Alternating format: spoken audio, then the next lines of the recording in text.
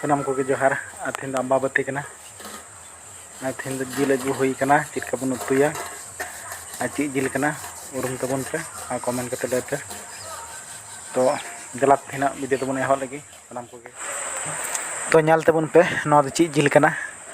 और जुदी पे उरुम दाड़े एनखान कमेंट करते बड़ा चुलिंग पे जे नवा जिल और ओना चिलका बिना नॉय अब देसी स्टाइल ते सासांग री धीरे रे री हुयुक कना जहाँ तो आतु करे बन उतु बड़ाय उनका गे सिंपल के उतुक कान तबना अदो बन नाल दाड़ेया अडी जोर सोर ते लगा हुई कना और नॉय सुनुम दुलना साथे तेज पत्ता और रोहड़ मरीच बारिया और बारिया डाला हुई कना नाल दाड़ेया बन और नोरे हाँ जहाँ नॉर्मली जहाँ बन उतुई तहन नितो तो प्याज डाला हुआ तो ना जे हुई कना हाने प्याज डाला हुईना साथे जो प्याज जहाँ तना एना जो डाला हुईना और नौका बन घंटूरा घंटूर कते मिड घड़ी बन ललो चुया नॉय बन दाड़ा रोहड़ मरीच साथे तेज पत्ता और प्याज हेना तबना और बन घंटूर दा थोड़ा गान प्याज ना रंग बन बदल चुया तो नल दाड़ा बन निका साथे रंग चाणते बांग बदलक कानते जुदी जल्दी रे तहन खान दो उनका बुलुंग लगा लखान दो चाणते प्याज गला और तो ना बन नल दाड़ा बुलुंग लगा हुईना घंटूर हुई कना और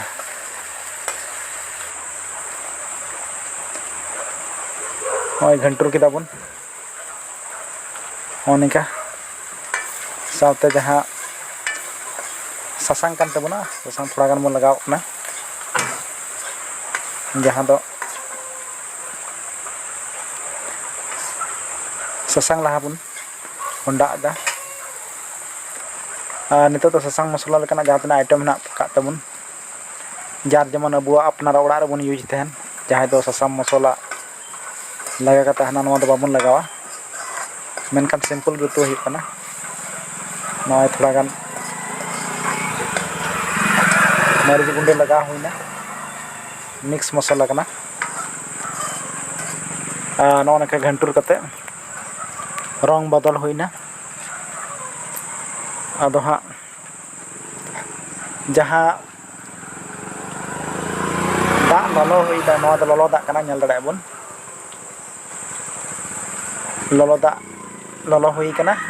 नवा जहाँ सासांग री धीरे बन री ले जहाँ दो मरीच गरम मसाला साथे आरो थे कना जहाँ अब ओड़ा पर बन उतु बड़ाय साधारण गी ज़्यादा हाना नवा मिक्स कते तो बांग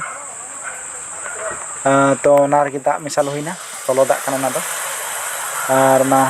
मिसाल कते घेलवा कते नॉय बन प्याज रे बन दुलदा तो बेसी जिनिस दो बांग सासांग मसला रसुन आदा साथे गरम मसला जीरा गुलकी और प्याज थे कान तबना और रोहड़ मरीच साथे दा हो ललो हुई लेना ओना ललो दा गे मेसा हुईना और थोड़ा घड़ी नवा बन हेडे चुया इनखान जहाँ तना गे प्याज हुईन से सासांग मसला हुईन सासांग मसला चूर्ण गुंडे साथे बेरल मरीच जीरा गुलकी को जहाँ बन री ले उना को जेमन बेरल बांग तहन मा उना को मजते असीनो लगी नवा दो बन इयवा कना थोड़ा गान गैस बन बढ़ाव के ना ललो दा गे बन दुल के ना नापाय ते बन हेडे चुया जहाँ दो बेरल बांग बुजुआ ᱚᱱᱟᱛᱮ ᱜᱚᱡ ᱫᱟᱜ ᱜᱮ ᱞᱟᱜᱟᱣ ᱦᱩᱭᱩᱜ ᱠᱟᱱ ᱡᱟᱦᱟᱸ ᱫᱚ ᱞᱚᱞᱚ ᱦᱩᱭ ᱠᱟᱱᱟ ᱟᱨ ᱱᱚᱜᱼᱚᱭ ᱛᱚ ᱡᱤᱞ ᱵᱚᱱ ᱧᱮᱞ ᱫᱟᱲᱮᱭᱟᱜ ᱠᱟᱱᱟ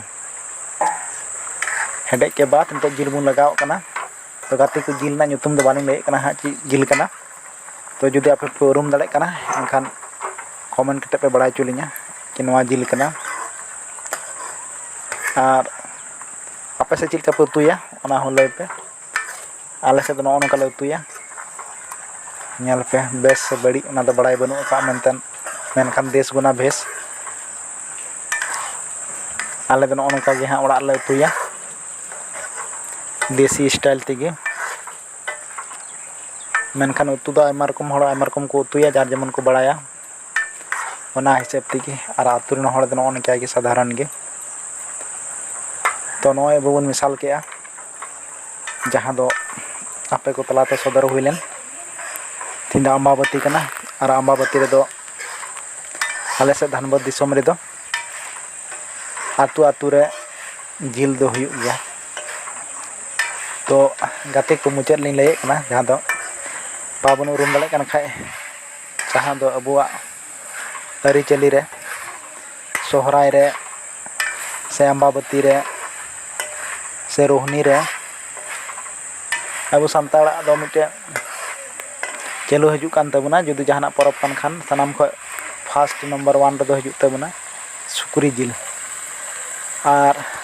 जहां तना गे आतु दिहत करे सुकुरी को उसूल कोआ मेनकान ओनकाना फेस्टिवल रे दो सुकुरी जिल गे अडी पॉपुलरिटी थान थना टॉप नंबर 1 रे थान थना कि नवा दो मोस्ट इम्पोर्टेंट गया हुइलेन का तो नपाय भागीआ बांग ᱧᱟᱢᱚᱜᱼᱟ तखन गे इटा दो अगु हुयुआ सिम जिल से खसी जिल दो मेनखान ट्रेंडिंग रे दो अब संताड़ को दो चलुत थेना जहाना फेस्टिवल रेगे सुकुरी जिल नीत खन दो बांग अब दो नवा हपड़ाम खन गे नो दो चलु हजू कान तबना और अब हबन दोहो का जे इटा दिन दो जहां लेका गे बाहर रे दो जहां लेका गे बाहर को आते बन हजू खान दो सुकुरी जिल दो दरकार मेनखान आतु बन हजू खान जुदि अब बन जम रे हो जहां तना अब पेड़ा परिवार बन हो को उनको लगे पतला पिठा लगे से नाना रकम लेका कते बन जम दाड़े थेना तो ओना लगे दो अडी दरकार गया मेनखान तेना वीडियो चिल पे बुझ के सनाम को नितो